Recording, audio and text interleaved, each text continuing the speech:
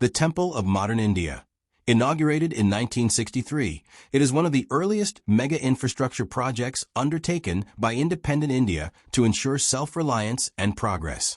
The Bhakra Nangal Dam is a massive multipurpose concrete gravity dam built across the Sutlej River, located on the border between Himachal Pradesh and Punjab.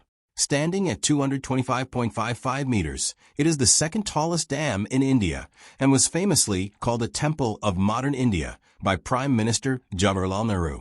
The project was completed in 1963 after 15 years of construction. It is comprised of two dams, the towering main Bhakra Dam on the river gorge and the smaller Nangal Dam, an earthen dam located 13 kilometers downstream, which channels water to powerhouses. It creates the Gobind Sagar, one of the largest reservoirs in India, which can store up to 9.34 billion cubic meters of water. The dam's two powerhouses, left and right banks, have an installed capacity of roughly 1,325 megawatts, providing power to multiple northern states including Punjab, Haryana, Rajasthan, and Delhi.